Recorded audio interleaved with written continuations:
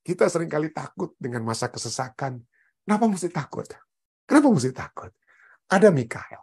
Dan apalagi selain ada Mikael, ada jaminan keluputan, ada jaminan keselamatan di masa kesesakan. Ya, kita semua akan menghadapi masalah demi masalah di depan kita. Masalah ekonomi, masalah sosial, masalah keluarga, masalah ini dan itu yang semakin hebat menjelang kedatangan Yesus.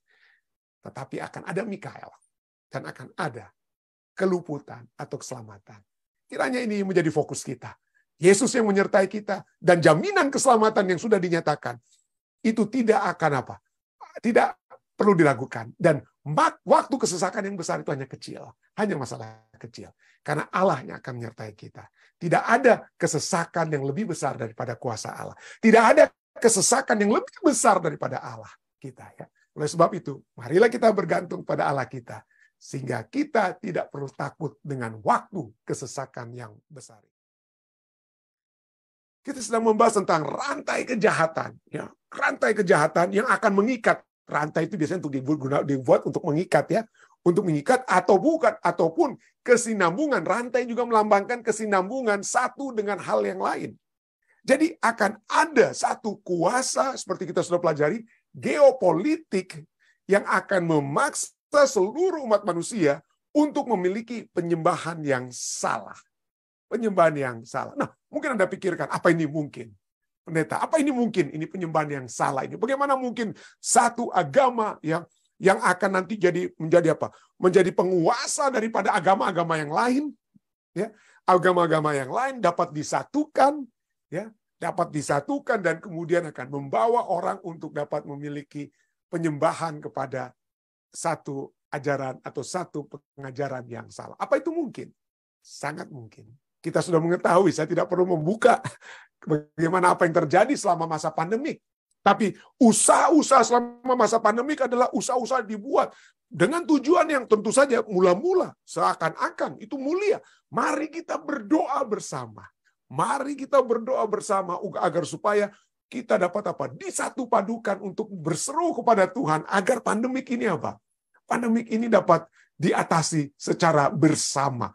Ada usaha-usaha yang digunakan untuk menyatukan seluruh pemimpin-pemimpin agama. Dan bukan itu saja. Coba kita lihat pada saat ini. Saya tidak usah menulis buku-buku, artikel, dan lain sebagainya. Coba Anda lihat. Siapa pemimpin agama? Jika itu dia meninggal, maka seluruh pemeluk agama lainnya itu yang apa? Akan datang untuk bersama-sama bersiara atau melihat pemimpin agama yang meninggal tersebut. Jadi, coba kita lihat ini, walaupun ini belum kelihatan secara nyata, itu sudah ada di zaman kegelapan. Di abad pertengahan itu, bagaimana satu agama yang mayoritas, pemimpin agama, di mana semua bangsa-bangsa yang ada di peradaban dunia saat itu, di Eropa, akan sujud kepada apa? Pemimpin agama tersebut. Ya, pemimpin berkuasa, bukan hanya dari segi kerohanian, tapi dari segi politik. Dari segi politik. Dan orang-orang yang mencoba untuk apa? Mencoba untuk melawan kepemimpinan agama tersebut, waduh, habis mereka. Habis mereka. Itulah sebabnya muncul Protestan. Reformasi Protestan itu dibuat karena melihat bagaimana kekuatan agama tersebut telah begitu mutlak, ya. Power, kita sering mendengar, power tends to corrupt. Kekuasaan yang itu ada tendensi untuk menjadi korup, ya. And absolute power corrupt absolutely. Kekuasaan yang mutlak itu akan menjadi kekuasaan yang secara mutlak korup, dengan kata lain, ya. Dan ini kita lihat bagaimana umat-umat yang mencoba untuk menentang dan tidak meyakini tradisi ajaran tersebut akan mengalami penganiayaan, akan mengalami masa kesukaran. Dan itu akan terjadi.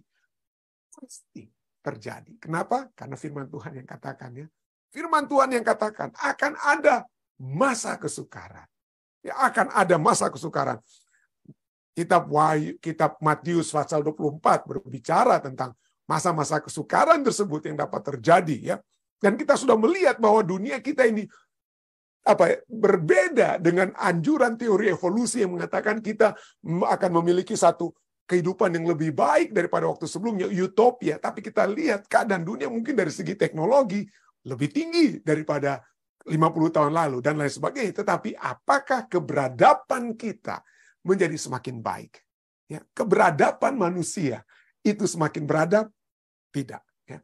Tidak menjadi semakin baik. Jadi akan ada masa-masa kesukaran, akan ada masalah ekonomi. Tidak ada sekarang orang-orang yang bisa secara optimistik katakan bahwa perekonomian dunia itu semakin baik. Statistik demi statistik menunjukkan bahwa orang kaya semakin kaya, orang miskin semakin miskin. Termasuk di Amerika Serikat. Saya tidak perlu lagi memberikan statistiknya dan lain sebagainya. Dan ujung-ujungnya itu apa yang akan terjadi? Ujung-ujungnya itu masalah apa? Masalah sosial. Kalau masalah kesenjangan ekonomi ini tidak diatasi, akan terjadi masalah sosial. Terjadi apa? Revolusi dan lain sebagainya. Dan di Amerika Serikat yang dikatakan negara demokrasi sekalipun, demokrasi itu semakin apa? Tadinya itu adalah panutan demokrasi, tapi sekarang, sudah berbeda dengan apa yang terjadi sebelumnya dan sebelum-sebelumnya. Jadi keadaan dunia tidak semakin baik. Bagaimana dengan keadaan di alam? Keadaan alam kita itu juga tidak semakin baik, ya. Tidak semakin baik. Dunia yang semakin menghambat, global warming dan lain sebagainya itu bukan satu hoax, tapi itu suatu fakta. Ya, kami di New Jersey yang biasanya mengalami masa yang dingin yang lebih banyak daripada masa yang panas di musim dingin, tapi kita lihat dari waktu ke waktu, dari tahun ke tahun, kehangatan, kepanasnya itu semakin apa? Semakin terasa. Semakin terasa. Dan kalau sampai bumi itu semakin memanas dengan kata lain, apa yang terjadi dengan tumbuh-tumbuhan untuk makanan umat manusia? Itu semakin menjadi masalah. Jadi akan ada masa kesukaran. Alkitab sudah katakan. Ya. Dan ini sudah dikatakan 8 kali dalam perjanjian lama, ide tentang masa kesukaran atau kesesakan itu muncul itu 8 kali di perjanjian lama. Tolong baca ayat-ayat ini. Kita tidak punya waktu baca semuanya. Nehemia, Ayub, Mazmur, semua. Daniel 12:1 berbicara tentang masa kesukaran. Dan 3 kali di perjanjian baru berbicara tentang masa kesukaran tersebut. Matius 24 ayat 31, Wahyu 2:22, Wahyu 7 ayat 14. Semua masa kesesakan itu merujuk pada waktu apa? Pada waktu kesusahan, waktu penindasan, waktu bencana, atau peperangan. Ya. Kita pikir tidak ada lagi orang mau berperang di zaman modern. Tapi lihat, Rusia dan Ukraine. Ya, dan orang sudah memprediksikan China akan ambil Taiwan. Itu sudah diprediksikan itu dapat terjadi, ya, dan akan terjadi dengan apa yang telah terjadi di Ukraine saat ini. Jadi peperangan dan lain sebagainya, tapi semua itu jangan jadi fokus kita, ya. Tapi sudah dinyatakan, firman Tuhan sudah menyatakan. Dan kalimat yang spesifik berbicara tentang waktu kesesakan atau the time of trouble, itu hanya muncul di Daniel 12 ayat 1. Tentang kesesakan muncul di 8 kali perjanjian lama, 3 kali perjanjian baru. Tapi khususnya kata, frase, kalimat, waktu kesesakan ini muncul dalam Daniel 12 ayat 1. Pada waktu itu juga akan muncul Mikael, pemimpin besar itu yang akan mendampingi anak-anak bangsamu. Dan akan ada suatu waktu kesesakan yang besar. Seperti yang belum pernah terjadi sejak ada bangsa-bangsa sampai pada waktu itu. Masa kesesakan. Dan kalimat yang sama dalam Daniel 12 ayat 1 itu juga muncul hampir sama itu dalam Matius 24 ayat 21. Matius 24 ayat 21 katakan, sebab pada masa itu akan terjadi siksaan yang dahsyat. Matius 24 ayat 21. Siksaan yang dahsyat. Seperti yang belum pernah terjadi sejak awal dunia sampai sekarang dan yang tidak akan terjadi lagi. Akan ada masalah kesukaran, masa kesesakan, penindasan dan lain sebagainya, ya. Jadi Matius 24 ayat 9 sampai 10 juga katakan pada waktu itu apa kesesakan itu apa? Manifestasi kesesakan itu apa? Pada waktu itu kamu akan diserahkan supaya disiksa, kamu akan dibunuh, dan kamu akan dibenci semua bangsa oleh karena namaku. Oleh karena karena kita mempertahankan kebenaran. Loh, kok ini ada orang-orang yang mempertahankan firman Tuhan, ini kok mereka mau berbeda aja ya? Kenapa nggak mau sama-sama berbakti? Kenapa nggak mau berdoa bersama-sama dengan kita? Kok maunya berbeda-beda sendiri mereka? Ya, tapi itulah pada saat kita mempertahankan nama Tuhan, kita akan disiksa, dibunuh, dan akan apa? Dibenci. Dan banyak orang akan murtad, dan mereka akan saling menyerahkan dan saling membenci.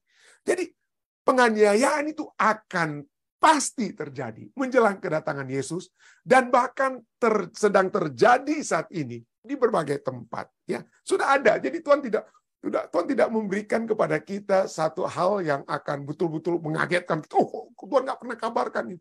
Tuhan sudah menyatakan dalam firman-Nya, dan itu sudah dapat kita lihat dari waktu ke waktu, dari beberapa tempat ke tempat yang lain.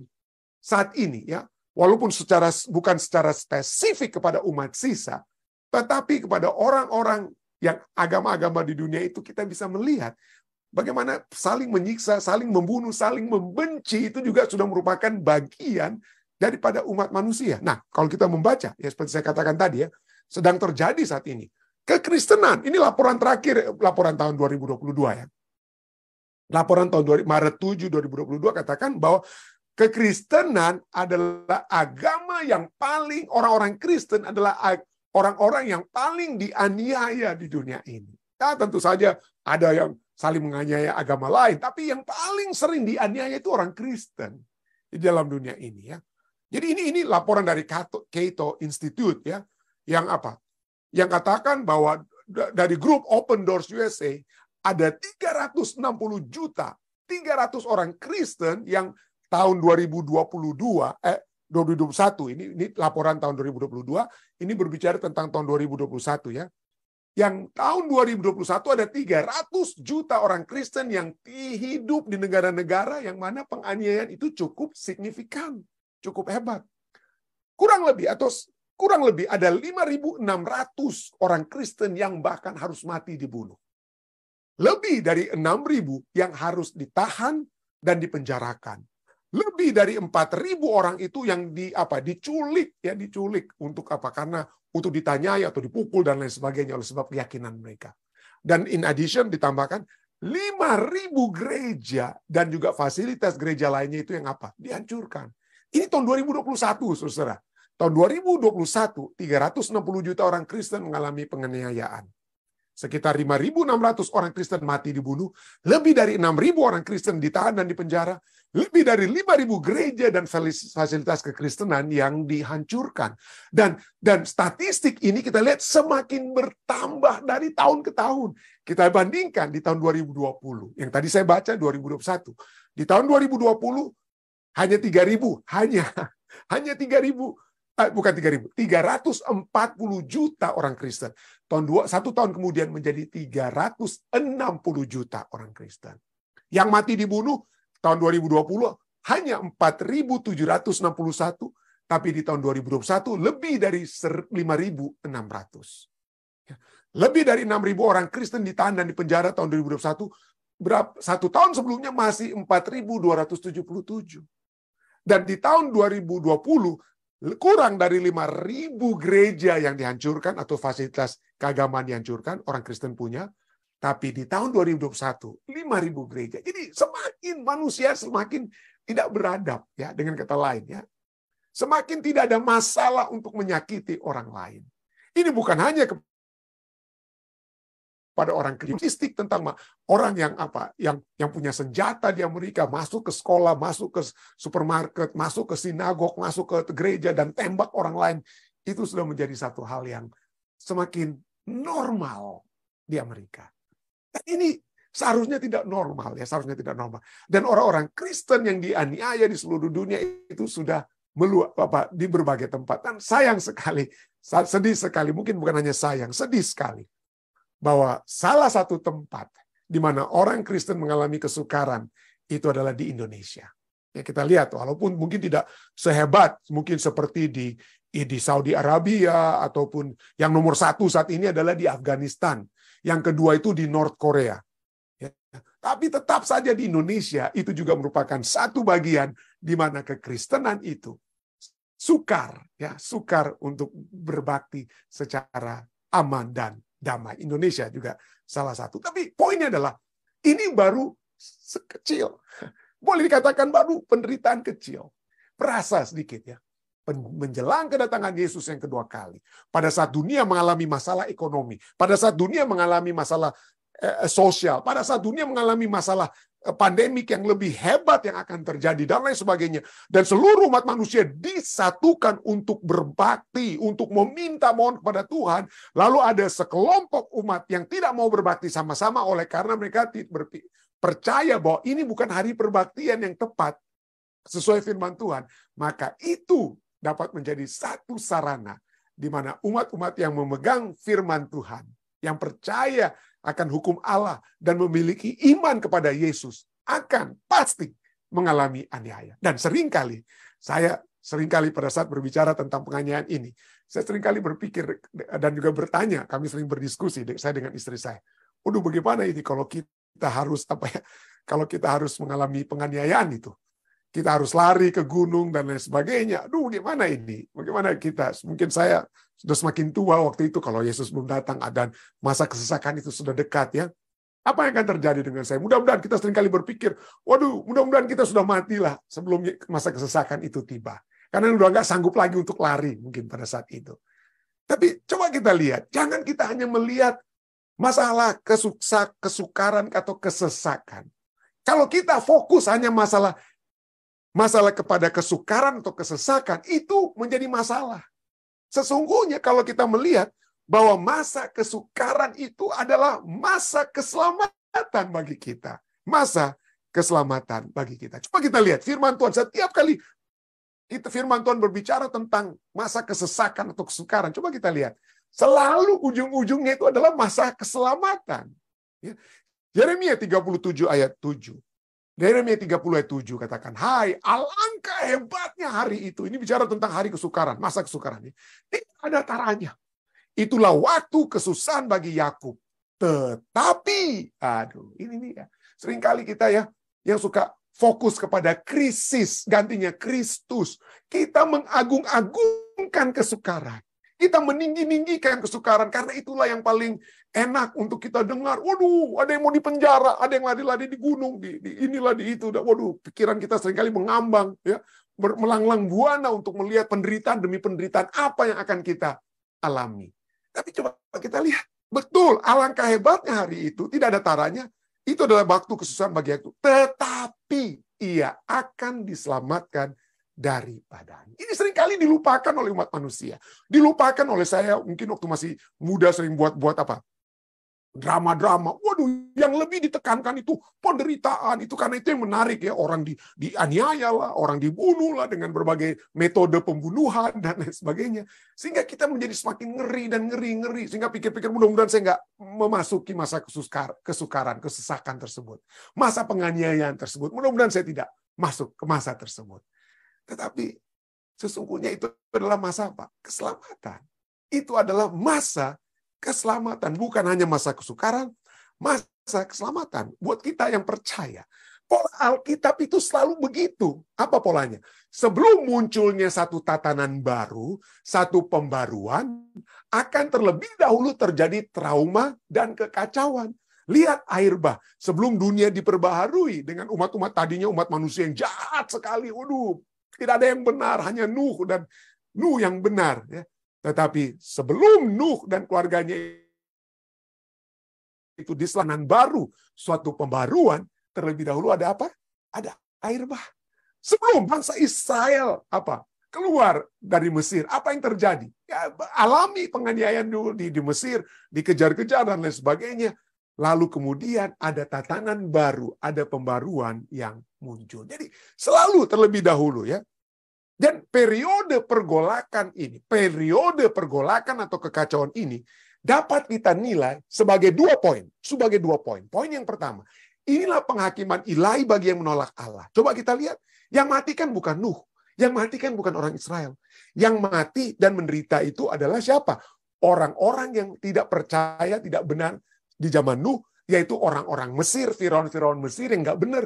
Mereka lah yang menerima penghakiman ilahi. Karena mereka menolak. Roh Kudus tidak mau bisahkan selama-lamanya. Mengetuk pintu hati orang-orang yang tidak mau menerima firman Tuhan. Roh Kudus dapat ditolak, dapat didukakan. Dan pada saat itulah masa kesukaran itu adalah penghakiman ilahi bagi yang menolak Allah. Coba lihat. Bangsa Israel di mana waktu tulah demi tulah masuk ke Mesir. Di mana Nuh dan keluarganya saat air bah itu membinasakan semua yang ada di luar air bah. Di mana Nuh? Di dalam keselamatan.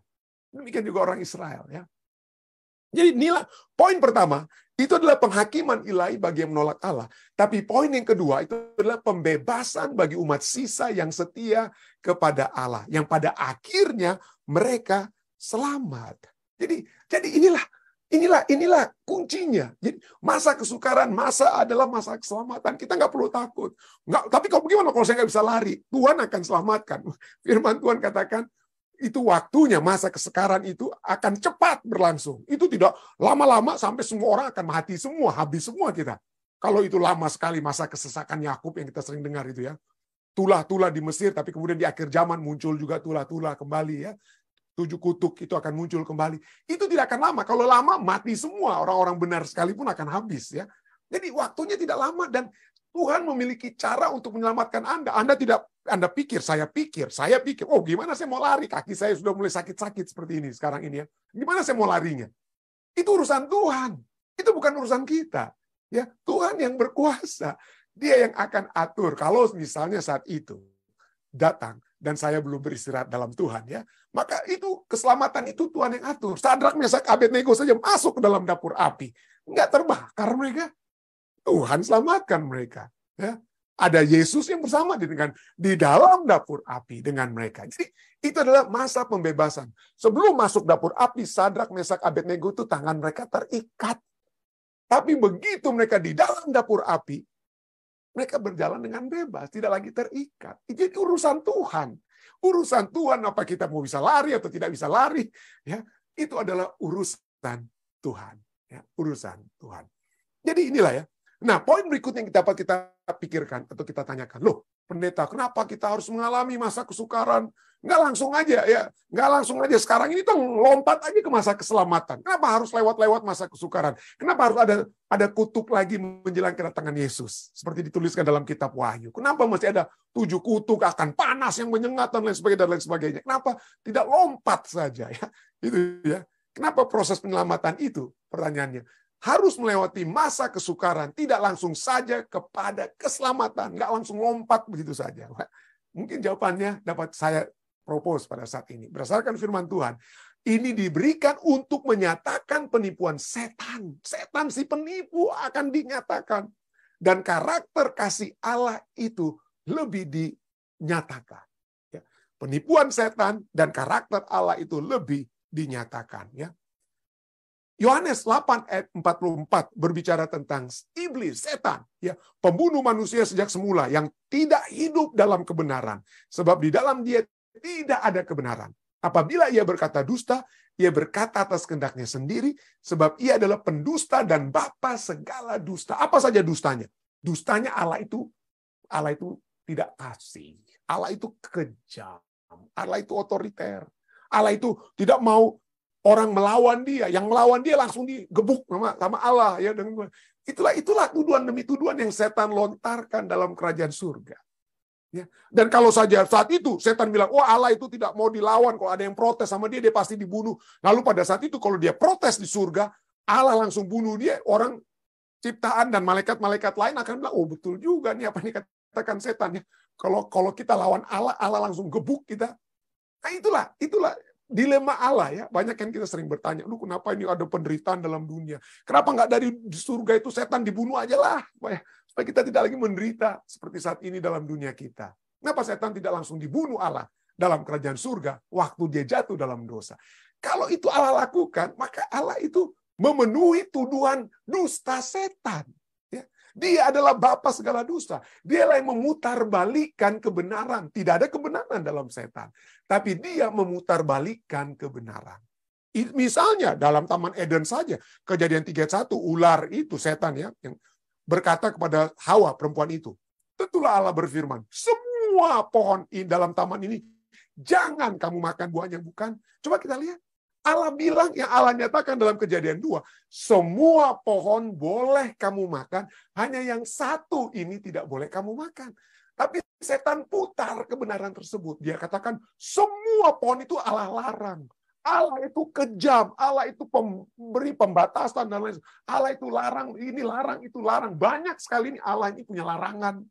Ya, itulah sebabnya, itulah yang sejak semula setan katakan, bahwa Hukum Allah itu adalah hukuman. Hukum Allah itu adalah larangan demi larangan, demi larangan, demi larangan yang membuat kita tidak bebas. Makanya kita melanggar hukum jadi kebebasan gitu ya. Tapi bukan itu.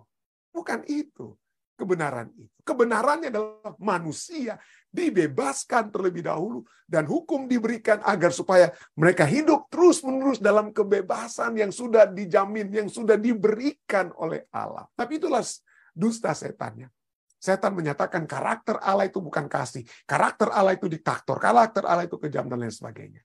Dan manusia yang berada dalam perdebatan atau the great controversy, pergolakan yang besar ini, kita seringkali juga seperti setan menyalahkan Allah. Kok kita menderita karena Allah? Kita seperti Ayub. Kita seperti Ayub. Tuhan, kemana kamu? Saya ingin berada dalam takhtamu. Saya ingin bertanya kenapa saya menderita. Seperti Ayub yang berkata demikian. Kita juga seringkali seperti itu. Tapi buku Ayub diberikan supaya saudara dan saya melihat, ini masalahnya, ini mulanya itu bukan Allah, setan yang membuat.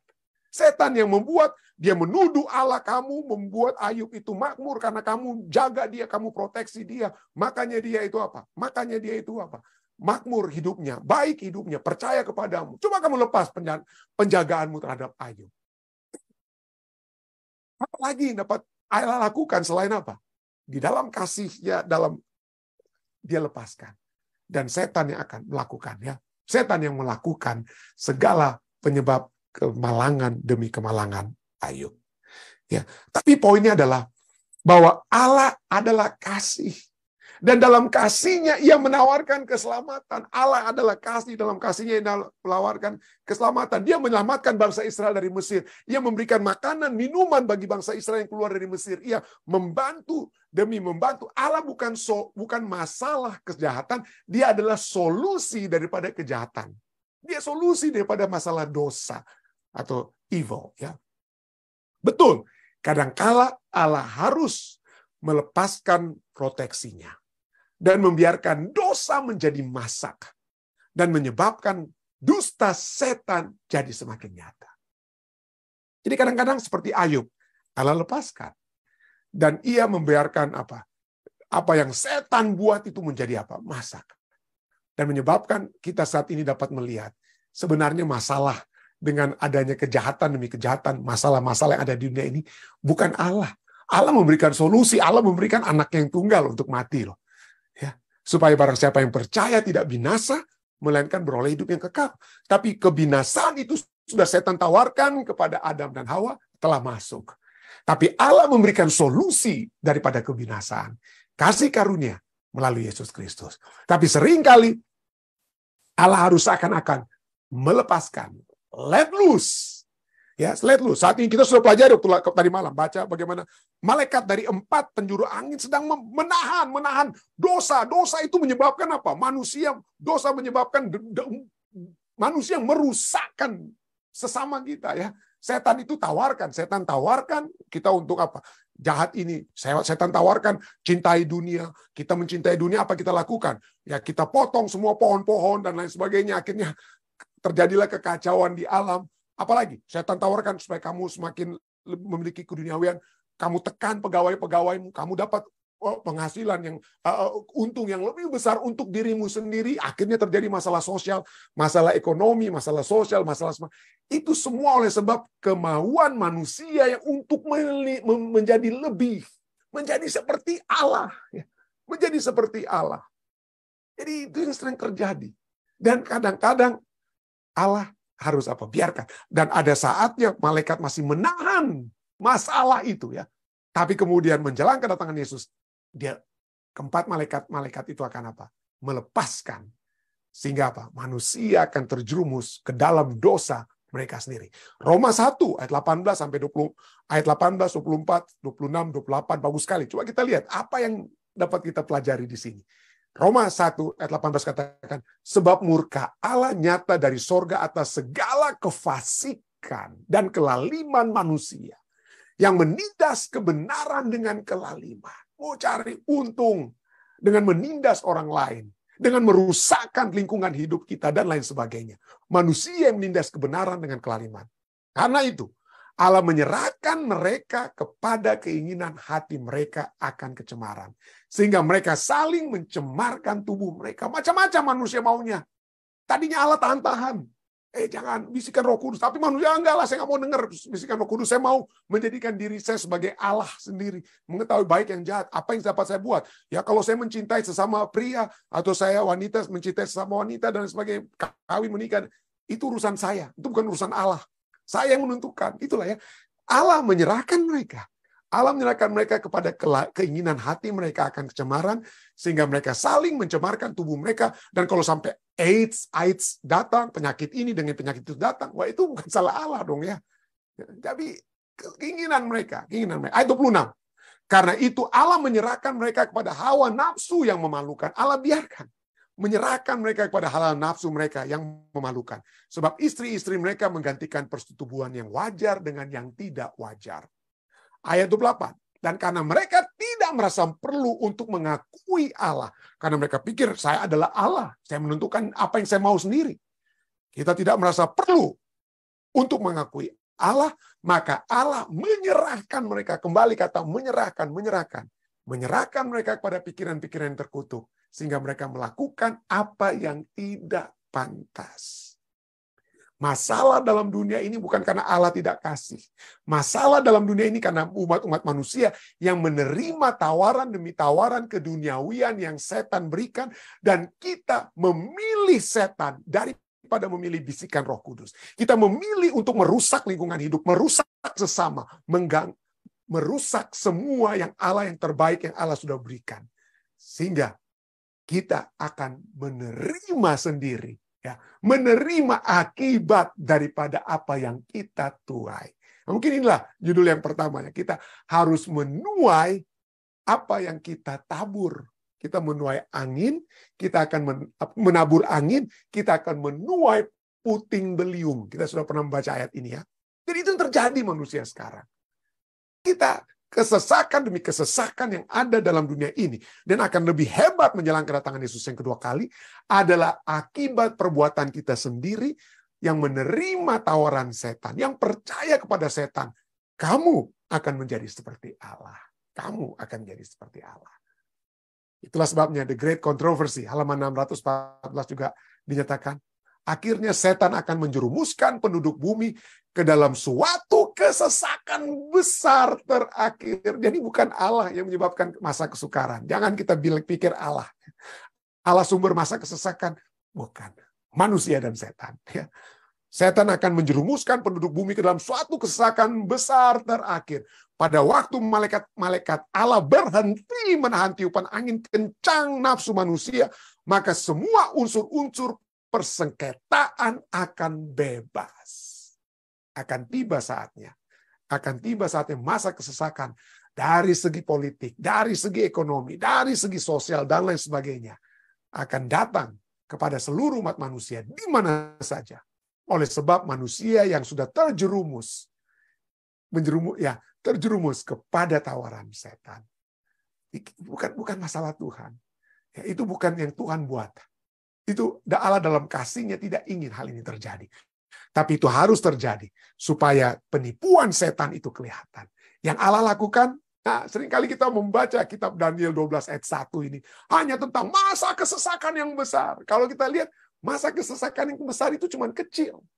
Itu masa kesesakan yang besar itu kecil. Kenapa?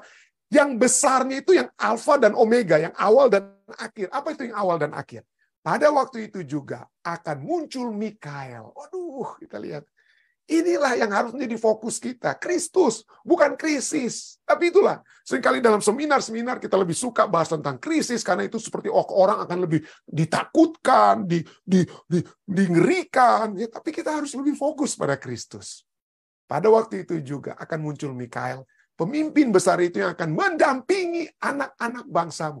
Mendampingi dalam masa apa? Masa kesesakan. Ya. Muncul Mikael, pemimpin besar itu yang akan mendampingi anak-anak bangsamu. Dan akan ada suatu waktu kesesakan yang besar. Tapi jangan usah takut. Mikael ada mendampingi kita. Mikael mendampingi kita. Akan suatu waktu kesesakan besar. Seperti yang belum pernah terjadi sejak ada bangsa-bangsa sampai pada waktu itu. Tapi Ada Mikael. Lalu apa lagi? Selain adanya Mikael, selain adanya anak Allah yang mendampingi Sadrak, Mesak, Abednego, apa lagi? Tetapi kelanjutannya, Omega, Alpha, dan Omega, Alpha ya, dan Omeganya apa? Akhirnya itu apa? Pada waktu itu, bangsamu akan terluput. Yani barang siapa yang didapati namanya tertulis dalam kitab itu. Kita seringkali takut dengan masa kesesakan. Kenapa mesti takut? Kenapa mesti takut? Ada Mikael. Dan apa lagi? Selain ada Mikael, ada jaminan keluputan, ada jaminan keselamatan di masa kesesakan. Ya, kita semua akan menghadapi masalah demi masalah di depan kita. Masalah ekonomi, masalah sosial, masalah keluarga, masalah ini dan itu yang semakin hebat menjelang kedatangan Yesus. Tetapi akan ada Mikael dan akan ada keluputan atau keselamatan. Kiranya ini menjadi fokus kita. Yesus yang menyertai kita dan jaminan keselamatan yang sudah dinyatakan itu tidak akan apa? Tidak perlu diragukan. Dan waktu kesesakan yang besar itu hanya kecil. Hanya masalah kecil. Karena Allah yang akan menyertai kita. Tidak ada kesesakan yang lebih besar daripada kuasa Allah. Tidak ada kesesakan yang lebih besar daripada Allah kita. Ya. Oleh sebab itu, marilah kita bergantung pada Allah kita. Sehingga kita tidak perlu takut dengan waktu kesesakan yang besar itu. Saya bawa ini dalam nama Yesus. Amin.